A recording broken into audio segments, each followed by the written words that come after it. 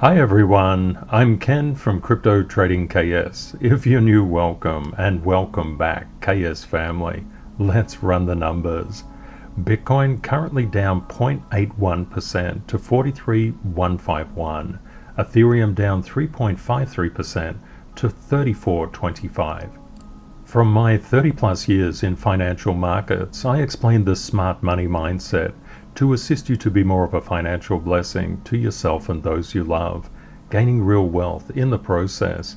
If you would like daily updates on price movements in the crypto market, 7 days a week, 365 days a year, please subscribe to YouTube. Recently, Bitcoin came down in price rather dramatically, and a lot of people are saying, Ken, is the bull market over? Is this it? Do we just pack up and go home? No, definitely not. But why am I so certain? Why do I have this particular proposition that we are in the bull market and it is continuing? The first thing is to always understand, what are we actually dealing with? Bitcoin and crypto is the ownership layer of Web 3.0. That is the decentralized internet. I want you to think for a minute that you're in business and your internet goes down, and it goes down not for a day, not for a couple of days, but for a month. What would happen? And somehow your competitors have got their internet up and running during that period of time. Will you lose business? Will you lose productivity? Will things not work for you? We know that the internet is the basis of literally how we live and operate. So many things that we take for granted actually run on the internet now. But 30 years ago, the internet was just a passing fad as millions give up on it. Because the internet is so ubiquitous, it's so widespread, we've just forgotten it even exists. It's just part of the daily fabric of life. But 30 years ago, it wasn't part of anything. The internet was something different. That's actually where we're finding ourselves in crypto at the moment. Crypto has the strongest use case of any technology in the world, on the planet. It's the ownership layer of the decentralized internet, the internet of value, the internet of money. It's going to change the world, but so few people actually understand what crypto is. For example, when you're going to book a hotel, how do you do it? Do you use, for example, the internet? 30 years ago, we couldn't do that, but we do it every day now. What about if you wanted to read the paper or you wanted to find the latest news? Where do you go? For example, if you wanted to do some shopping, do you go to the store anymore? Many people, of course, do go to stores, but do you shop online? When was the last time you went into a bank? Are you using ATMs, or are you using the digital equivalent of internet banking? What about the last time you watched TV? Where did you watch that? Was it something like Netflix? Was it through the internet? This is the power of the internet, but back in 1993 and before, people thought the internet was a fad. It was never a fad. It was going to change the world because it would reflect the tangible realm into the intangible realm. Basically, companies could set up on the internet and sell their goods and services. It's just unbelievable. What Bitcoin actually does, it provides a high security layer over transactions. And what that means is that we can transfer billions of dollars around the world in mere seconds. It will change everything. But certainly Bitcoin just must be a fad. Maybe it's just not important at all. Why don't we just see what the market capitalization is of Bitcoin, say compared to the Swiss franc, or the Australian dollar, or the Thai baht, or the Mexican peso, or the Singapore dollar.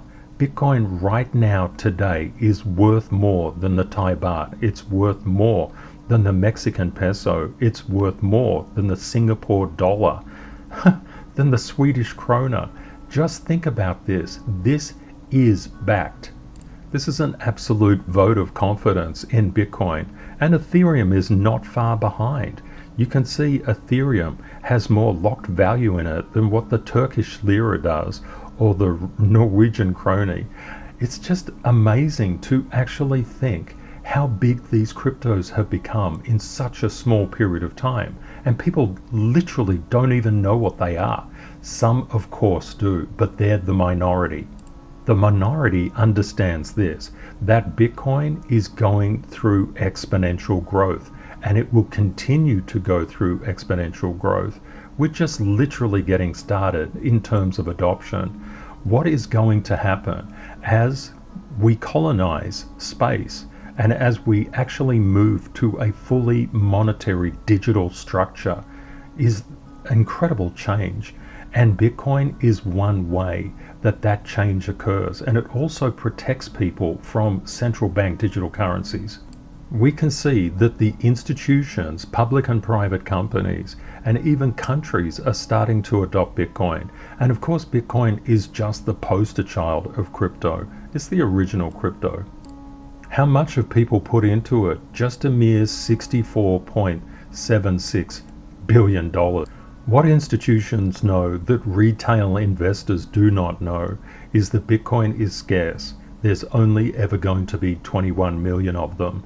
That's why different organizations such as Michael Saylor and Grayscale Bitcoin Trust, they're going heavily into Bitcoin because they know exactly its value proposition and they know where it's going. There's always spoils to the people that get in early, the early adopters. And we're now seeing adoption by countries, different countries. This is really important to understand. Gold was the old way of actually transferring money and a store of value. Bitcoin will take over that. And admittedly, Bitcoin is pretty volatile, but it's actually that volatility that draws institutional investors in. No volatility, no return. And think about it like this. If you want a really safe investment, you're going to get a very, very low percentage return because, hey, no risk, no return. The second issue that people have is there's many conflicting signals being sent out. For example, why is Bitcoin coming down? That blue line, that's Bitcoin's fingerprint. Why is it coming down when bond prices are coming down, when yields are going up, when the stock market is recovering, when oil is rallying, when gold is decreasing, and the US dollar is just hovering around a consolidation level? Why isn't there certainty? Why isn't just one thing? We can look at one thing and that will tell us everything. The game is not played that way. There is no certainty in financial markets. What we must do is to stack probabilities. The increase in yields here is extremely good for Bitcoin. That's excellent. And that's what we've seen in Bitcoin's price history.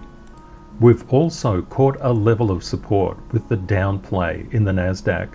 One thing, and fear is basically just hovering around normal levels. One of the things that people absolutely confuse is what institutions do. Institutions pull the rug from beneath retail investors' feet all the time. It's their favorite activity. Movements like these are really endemic or typical of a rallying market, but so many times people don't see it. They just say, oh, everything is confusing, I should get out. If the probabilities point to getting out, absolutely, that's a good idea. But that's simply not the case. Let's just have a quick look at Evergrande. Evergrande is the greatest threat to financial stability across the world. And what is happening there? We can listen to media and news, but what's the point? We just go straight to the source data. That will tell us the truth. What do we actually see here? We can see an uptick, for example, in Vanke. What about if we just zoom into that particular price range? We can see Chinese property market sentiment being restored. I've talked about this literally for weeks and weeks and weeks and weeks. This is turning around. People say all sorts of things in the media because they know that they can scare retail investors. It's really sad to see how scared people can get with particular price moves, not understanding that actually what it is actually happening. The institutions are playing with your emotions. That's why, as a community, we look at these big corrections, these institutional candles. Who else do you think has the power and the money to push price down like that? Who has the power and the money to push price up like this? These are institutional footprints in the market. It's really good if you understand institutional candles. So what's happened here? Has price collapsed? Has it gone to zero? No, it's simply hit a support line. One thing that you must always bear in mind, these technical violations are meant to shake people out of the market. That's what they do. That's what they're meant for. And they work with the majority of retail traders and investors. They do not work for professional traders and professional investors. We see this as a confirmation of things improving, not just falling to pieces. We don't see that at all. We've seen this time and time again. When China introduced its further clampdowns on the internet, what we saw was downward price momentum. But around this $42,000 mark, I said things are improving. I'm scaling in, and I advised everybody to do the same. We can just look at the technicals to understand what is going on. When things started to weaken around April and then started to sell off in May, I said to everybody on this date, the 19th of May, 30,000 would be the approximate low. Admittedly, I missed it by about $1,000, but I called it on that date. I didn't wait for price. I knew what was happening. And many people inside the community did incredibly well, buying it around the 29 to 30,000 mark. Extremely well. The concept is here. I know how markets work. These particular footprints of institutions, how they manipulate retail investors, is everything we stand to overcome on this community, in this channel, in our community. That's what it's all about. It's the smart money mindset. Many people get freaked out simply because they grasp onto certainty. They think everything has to move in a specific way. It does not. What you will find after decades and decades of experience is that the institutions play with the retail mindset. They do, and it works. No wonder they do it. They can freak people out very easily and very quickly because they just have to sell down. Everybody panics, runs for the door. And it's really unfortunate because those people can't afford to lose money, but they're getting stopped out literally by their minds. That's why you have to have a very strong mindset in crypto, and it's a reason that I focus on real wealth. Many people around this particular period of time thought it was all over. They were literally packing up and going home, and I said, stay the course, hang in there, everything is fine. And then what happened? Things started to improve, and when they improved, they really improved. And what is actually happening here? So many people got faded out of the market simply because they couldn't handle paper losses. And I understand, paper losses are a nightmare. You look at the particular thing that you bought and you say, this thing is down 50%, 60%, whatever it is, whatever that percentage is. And of course you feel absolutely terrible. And that's exactly the time when people tend to sell. Always ask this question: who is buying when you're selling? You don't have to look far to see that what we find in the world is Bitcoin is the 15th largest currency in the world already. And it's just a baby. It's just starting. Even with this reduction in price, because of course this is from today, Bitcoin is just slightly below the Russian ruble. Think about that. All the money Russia has in circulation is equivalent to Bitcoin. Whoa! When you think about these things, this is not some backyard operation. This is a global thing that's attracting massive inflows. And it's going places because it is scarce. Scarcity is really important. There will only ever be 21 million Bitcoin in existence. That will supposedly come out. The supply will end in 2140. So that's quite a bit away for us. Maybe future generations will see what that actually means. But the concept is we're going to colonize interstellar space. We're going places as a race. We're not going to pull out a US dollar note or anything. We're going to pull out digital currency. It is the natural evolution of our society. And this is exactly what Bitcoin represents. It will fundamentally change the world because it is fundamentally changing the internet. The thing to bear in mind that the internet was one of the fastest growing adoptive technologies in history. Crypto is growing far, far more quickly than the internet ever did. No government can stop it. It cannot be stopped. Why is that? Because the human race is very, very simple. If you can do it more quickly at a cheaper cost and at a higher level of quality, people are in. They just adopt because they're always seeking ways to become better. We're literally, from a comparative perspective, we're literally around the 1997 mark when it comes to adoption of the internet. There's so much more that will come from crypto. We are very, very early, and you're in the right market at the right time. You couldn't have a better exposure, but you of course have to weather these storms. And that's why I always share my rules with you, to try and help you to create that institutional bulletproof mindset where you look at a negative reduction in price and you actually get excited. You don't get terrified. You say, whoa, this is what I've been waiting for. There's always a transition period when it comes to thinking in this way. It's a professional thought process which can take some time to understand. The critical thing is that when you do make that particular transition, you will look at markets in a completely different way. Things like this are actually exciting. If you don't have any spare cash, if you're sitting on losses, everybody understands and of course feels for you. It's absolutely the way. Just know that the institutions know what they're doing. They're pushing price down so that they can push it back up. And we've seen time and time again why that is the case. But why is it the case? I'll just show you here. So for example, if price comes down, for example, about 30%, if it goes back up, does it go back up 30%? Well, let's find out. If we go back up, it goes up 42.9%. This is why institutions negatively bias the price, because they know that when price comes down, it comes down X%, but when it goes back up, it's an increasing percentage. For example, if you had $10 and your investment went to $5, you would have lost 50%. If you bought at $5 and it just goes back to $10, you just made 100%. That's what institutions do all the time. That's why we actually have an institutional fight fund called the 10-5-10 fund. This is this 10-5-10 volatility fund.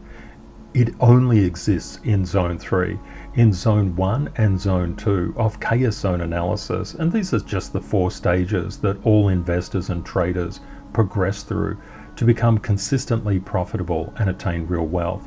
In Zones 1 and Zones 2, people always know because they're addicted to certainty. The only certainty that exists in financial markets is there is no certainty, there's only probability. Probability is the chance. So you need to stack probabilities together to get some sort of perspective. That means you have to look at a lot of data sources. But when people are in Zone 1 and Zone 2, the stress levels are off the charts. And so is the conflict as well. Literally Zone 1 and Zone 2 is where people go all in or go all out. And of course there's a lot of anger and conflict. Why didn't I sell at the precise bottom? Why didn't I buy at the precise top? Just kidding. The concept is that's actually what happens because people buy on the green and sell on the red. What we do in Zone 3 is we reverse that. We don't care about tops and bottoms. We care about momentum. And we look at the market from a probabilistic perspective. And we can say, okay, the bottom doesn't matter, the top doesn't matter, but participating in the trade, that matters. Of course, you could say, Ken, that's so harsh. What do you mean we sell on the red and buy on the green? We don't do that. If anybody's sold recently, It's totally understandable because people have a certain psychological predisposition to get rid of something when it's burning hot. If I throw a burning hot coal in your hand, you're going to drop that thing because it's going to hurt. And that's what happens when we get paper losses. They hurt until we rewire our minds. What generally happens, and it's just an unfortunate fact and side effect of the market, is people come into the market, they buy green, and when things go against it, they say, oh, this is going to zero, there's no such thing as a wave, I know it's just going to go right to zero. They sell. And this is a really, really harsh reality of zone 1 and zone 2. When people can get away from the addiction to certainty, what I call the certainty trap, don't care about perfect timing, don't care about capturing every move. That's a hallmark of zone 1 and zone 2 thinking as well. And just get into zone 3. How do we get in there? We have patience and understanding. A lot of people naturally get into zone 3 because they've been burnt to death by the crypto market. They're basically numb. They say, here we go again. I've seen this so many times. And it's a fact in all financial markets.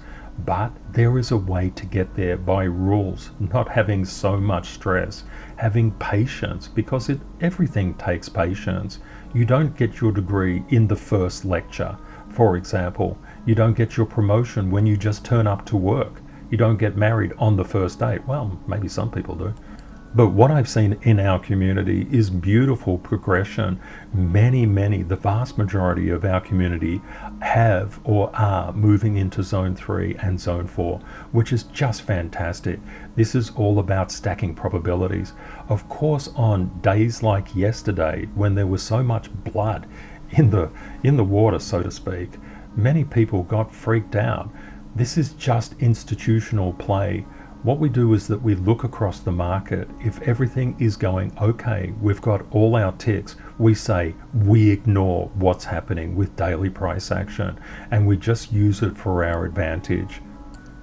Most times I'm generally not so passionate about things, but I really want to help people to get out of zone 1 and zone 2 thinking. It doesn't serve you and it will never serve you. It only serves scammers and it only serves institutions. If people moved out of zone 1 and zone 2 into zone 3, we would really give institutions a run for their money because we would be like the institutions.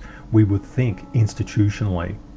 Speaking about scammers, there's also scammers pretending to be our community on Telegram. Please report them. We have no groups on Telegram. They're still there. Many community members have reported them. Just please, if you see any group on Telegram purporting to be us, they are not. I don't have a Telegram account and I don't have any intention of having one either. Just please be safe. For sufficiently progressed masterclass students, you will get a copy of this chart, which is the Evergrande chart, Chinese property market sentiment. This is incredibly important for us. If all of these companies were tanking right now, we would have big cause to be concerned. This is the only real thing that I've been looking at that I feel can unrail or derail what is happening globally. At the moment, everything is looking pretty fine. In fact, it's looking so fine that some of these things you can use with the easy method, you can see that they're actually starting to turn around. So whilst it looks really bad, it's actually improving. And this is very, very important for us in crypto and the global markets generally. Just having a quick look through the top 8, we can see that Bitcoin has come down. It's just wavering a little bit. It could come down further. Just be aware of that. You always have to have 3 probabilities playing out at all times. I've been talking about the 3 probability model for a very long time. That is, we must make in advance probabilistic choices if it goes down, if it goes up, or if it gets boring and just keeps going sideways. These are incredibly important things to be aware of. Sometimes people say, yeah, Ken, okay, I see the little guy, he's walking in 3 directions. I got it, I've made my choice. And then when price comes down, people are saying, oh, how did that happen? That's not supposed to happen. It can happen. And because it can happen, you need to know what you are going to do. That's a critically important thing. Don't just look at it and say, okay, 1, 2, 3, yeah, I only want the up one. That's how they get you. And that is zone 1 and zone 2 thinking. You really want to get into zone 3, which is all about three-way thinking. It's not zone 3 for no reason. Rule 4 is also critically important. Price moves in waves. Many times people see the price coming down and they say, it's all over, okay, pack up, nothing to see here, I'm going home, I'm getting out, I'm selling everything. Sell on red, buy on green.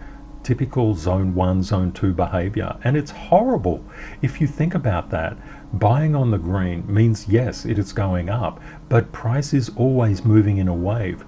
Waiting for pullbacks is the way professionals do it. Professionals sell on green, buy on red. They literally have rewired their mind in completely opposite direction to retail traders. What I'm doing, I guess I'm being a bit passionate today about it. I really want to get people out of the zone 1, zone 2 thinking, because they're really harming their financial future. And I don't want that for you. I want you to be more of a financial blessing to yourself and those you love. And the only way to do that is to just keep on talking about how to rewire your mind. I hope you understand my intention. What we can see is that Ethereum hit one of our 10-5-10 levels, 34.80.22. Let's have a look at Binance Coin. Binance Coin also hit one of our 10-5-10 levels, 468.90. When it was up here and we're putting 10-5-10 levels down, like you can see they're down further as well. People would say, Ken, it's never going down there. But we always know price is always moving in a wave, and it's really volatile. Because it's volatile, we use that volatility to our advantage. Zone 1 and zone 2 get absolutely slaughtered by volatility. We make it our friend. We ride it. We're powerful. We look at the volatility and say, yeah, fantastic. I've been waiting for you. We can see Solana has just recently hit one of our 10-5-10 levels as well, 154.41, and we've got a couple more below it. It could go lower, and if it does, and if you've managed to have those 10-5-10 funds available, that is fantastic, and they should come in handy. We can see, for example, Cardano just consolidating around support. When we see this, when you look at this, is this so much different from the start of December? It's like prices basically gone nowhere. It went up for a time, got rejected, negative air, beware, and it came down, and it's now consolidating again. What we see is just natural price movement. Many people are calling for the end of the world. I think this is just typical retail thinking. You must literally get angry with retail thinking. That's the only way to de-wire it out of the body. We can see DOT has come back to a support level, as is Luna. Luna's just come back to support. Just looking across the next day, we can see Doge just consolidating. AVAX just a little bit under support. SHIB making its way back to resistance. Matic looking really strong. Litecoin still continuing to look weak, as is Uni. Chainlink doing quite well, making its way up. You can see how wavy price is. We can see Algo forming lower support levels. Looking at the next day, we see that Bitcoin Cash continues to be quite weak, as does Tron. Look at this incredible bounce that we saw with Mana, Decentraland. It shot down and then repaired up. This is a very institutional fingerprint. I call it a technical violation. I've seen them play out time and time again. This is exactly the kind of thing that happens before a rally. And I'm not saying Mana, Decentraland is going to rally right now. I'm just letting you know that this is really common stuff. It's almost a footprint of smart money. We can see that Mana is so much stronger than Axie Infinity. We've just got a little bounce there, and it actually hit a 10-5-10 level. We hit two 10-5-10 levels, missed the third, but it came close. This is why we have these 10-5-10 levels, because they're very profitable to trade. We can see Stellar still under resistance, as is VET, as is FTT, but it's starting to get to the other side, which is really good. Cosmos is looking fantastic. Look at that. It hit support and bounced. It's doing really well. We can see EGLD is under that particular support level, so it's acting as resistance now. ICP is coming up to test its resistance line. We can see SAND did what Mana did. It came down, did a technical violation. It's on its way back up, but Mana's actually doing quite well. Filecoin still under resistance. We look at HBAR. HBAR is just passing a level of resistance now. A little bit wobbly at the moment. Theta is just under resistance, but we understand what's happening here. Bitcoin's fingerprint will exert gravity on every single alt. That's why we spend so much time on Bitcoin, because of Rule 45. No alt can escape Bitcoin's gravity. And on days like today, days like yesterday, you certainly see it in full force. Bitcoin's gravity is the ultimate gravity. It impacts literally every alt. Ethereum Classic is still quite weak. And if we look at NEAR, it's doing rather well. It's come down to one of our levels at 14,751. Hasn't hit the 12,552 level yet. On days like today and days like yesterday, we can see how important Rule 774 is. Master yourself to master the market. When people enter the crypto market, self-mastery is probably the last thing on their agenda, but it should be the first thing. As a community, we focus on a positive excellence life trend and focus on real wealth. That's all about integrity and decency, kindness, inner and outer peace, strength, boundaries, fulfillment and meaning, courage and honor, fearlessness. It's literally about taking stock of what happens to us and doing something about it. What is decency? Decency is doing the right thing. What is the opposite of decency? It's opportunism.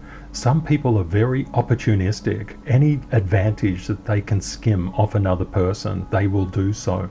That's very unkind, and it lacks it lacks integrity, full stop.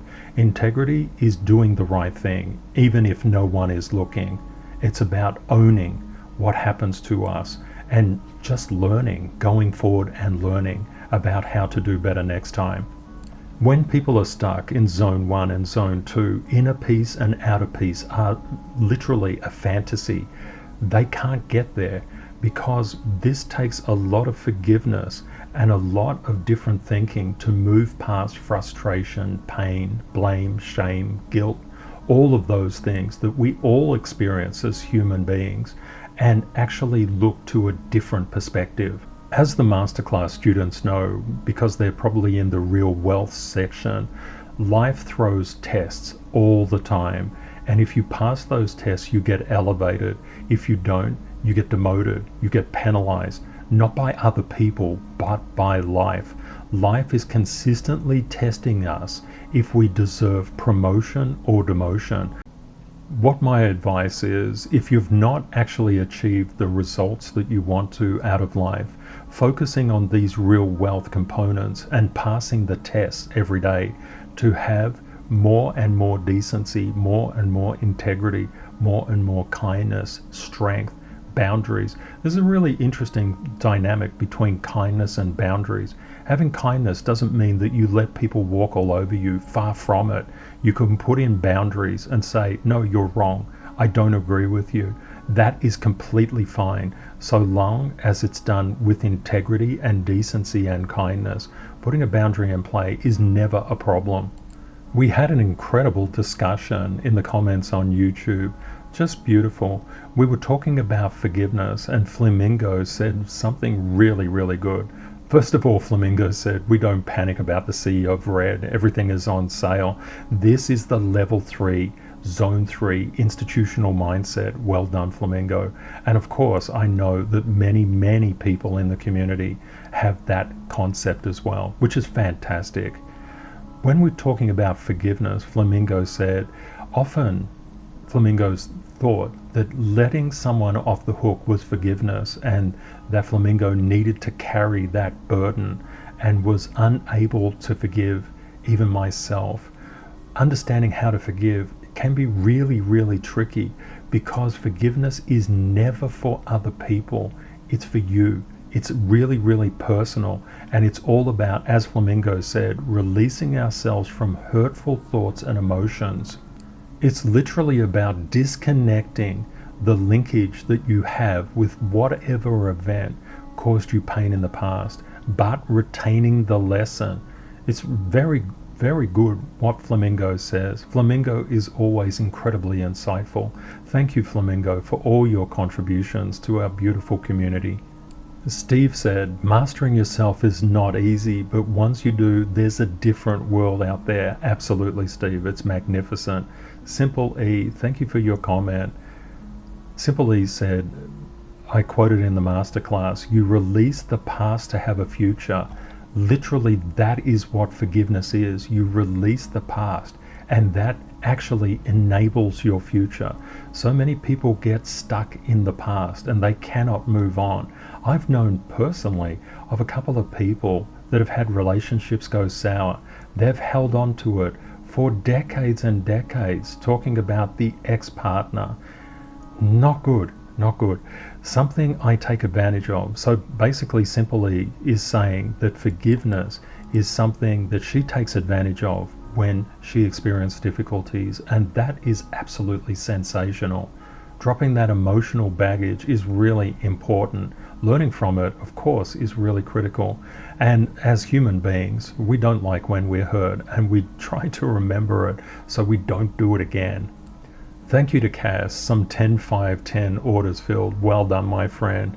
G. Thompson said, forgiveness, it's a hard pill to swallow. It definitely is. Well done, Buildy. Woke up to quite a few orders filled and bought a little more. Well done. Peter, what an amazing quote. I forgive myself of the long-held self-limiting beliefs that have held me back for so many years. The future looks extremely bright. Peter, you're a legend. Thank you, Rudy, for your comment. Just letting the masterclass community know that I'm still working on that platform. It's quite complex and it's taking a little bit longer than I would like, but it's on the way. Koi, thank you very much for your statement too. I think of forgiveness like KS zone analysis. That's the 4 stages, and I am stuck in zone 2 trying to get to zone 4. You'll get there, Koi. As soon as people understand that they can actually progress forward, they are on the path. You'll get there. You'll get there, Koi, no question. Just like to thank Kevin. Masterclass is a Formula One on steroids. Loving it. I'm so glad, Kevin. Erin said a really interesting thing. The concept of forgiveness. This is really important to discuss what Erin has said here.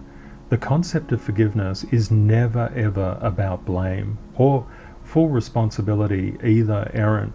It's literally what you do is you look at life and said, something just happened to me and I don't like what happened. I really don't like it. And the person, you can say, is not such a good person, or an event or whatever it was. It's not a mistake, and there's no requirement for blame. Things just happen independently. If it didn't happen to you, it probably happened to someone else. Coming from that position can be a really good understanding. There are no mistakes in this world. There are no errors. There's no requirement for you to ever blame yourself. When you talk about full responsibility, it's simply opening yourself up to learning that you can let go of the things that hurt you. If you can let go of those things, those painful things, you can move on with your life. It's really nice that you say, perhaps then this leads to there are no mistakes, which leads to nothing and no one needs to be forgiven. What you'll find is that as people, we're geared towards blame. We're geared towards aggression and fighting and conflict. That comes very, very naturally. And we can turn that conflict internally and blame and harm ourselves as well. Just looking from a slightly different perspective, we can notice something is happening that we don't like, and then just basically say, okay, I don't like the fact that Bitcoin went down. Okay, it happened. I'll just deal with it. I'll make probabilistic choices. I'll let the past go. What can I learn from this? How can I do things better? Should I take profits at another level? And you can absolutely apply that methodology of thinking to your own life as well. Mistakes are never mistakes. There's no errors in this world. They're all little loving gifts that are sent, wrapped up in barbed wire from the universe, and they happen to promote us to higher levels. Sometimes we need a lot of strength to get promoted, so just be aware of that. The level of forgiveness is also the level of promotion. If you have to manage a huge amount of forgiveness, there's a huge amount of promotion coming on the other side as well. I really love what Felix wrote. It's just absolutely spectacular. Felix sees it as a layered process, forgiveness, going through the rejection. So first, the rejection phase and resentment. The next phase is intelligent reflection. The third phase is letting go. The really interesting thing with forgiveness, you forgive because you want a future, and it makes you stronger. The concept is forgiveness makes you stronger. That's the issue in all of this. When you have to forgive because things are tying you down, you feel bad, you're diverting mental attention and energy, and you may have to be the person that forgives yourself. Really good that you put that in, Felix, and it can take some time to do, absolutely. And as Felix said, some people go through their whole life not being able to gain strength, to forgive, because when you forgive, you gain strength. When you can't forgive, you stay weak. And that weakness is only because you can't get on with your life. You can't experience all the joy that there is in the current day and in the future days because something bad, and we know that really bad things can happen in this world. However, we must package them in a bow and kick them down the river. To have a future, you need forgiveness, and it just makes you stronger. When you start to associate the right words with something like forgiveness, forgiveness makes me stronger, then you're absolutely on the right path. So thank you so much, Felix. That's really beautiful stuff. You can see the caliber of our community. They're incredibly insightful and deep thinkers, and they look at crypto with this mindset. No wonder they're successful, or no wonder they're on their path to being really, really successful, and not just wealthy, but a blessing to other people and the people around them, not just financially, but in every other way. I just want to say thank you to our beautiful, beautiful community. You're an incredible group of people, and I just love getting this opportunity to chat with you every single day. It's just wonderful. I thought we could share today in the comments some conversation about responsibility. With responsibility, life promotes you. This is a kind of unwritten rule of life. There are so many people out there that do not want to take responsibility for their actions. They want everybody else to take responsibility for those. I can ask you a question. How successful will a person be if they do not take responsibility for what they do? We can think about it like this. Every privilege, every good thing that we get comes with responsibility. Your job comes with responsibility. Your relationship comes with responsibility.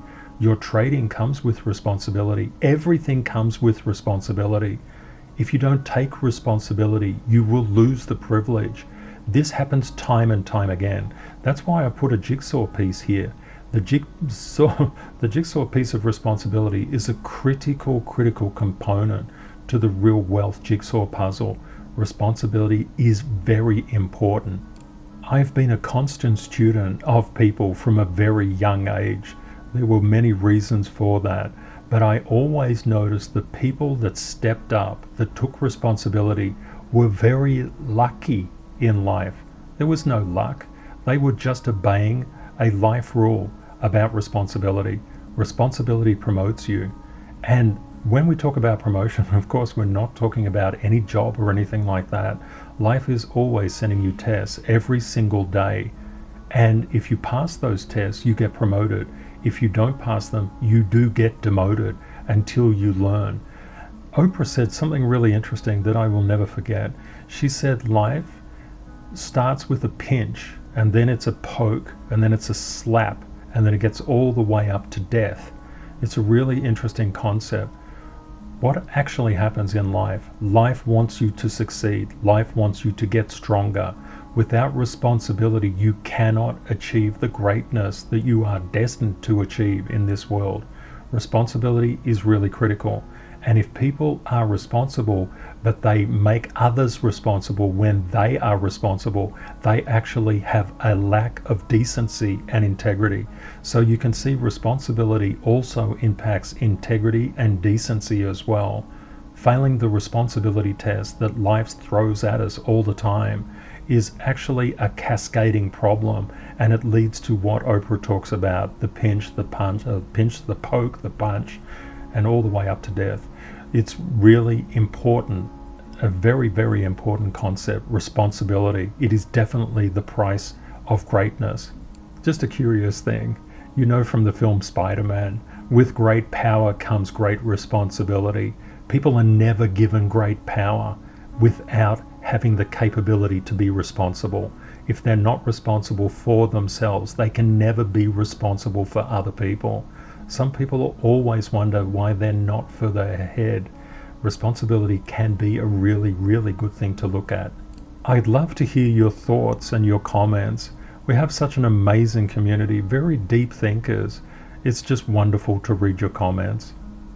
I hope you found the content useful. Please consider sharing and liking this video if you think it will help others.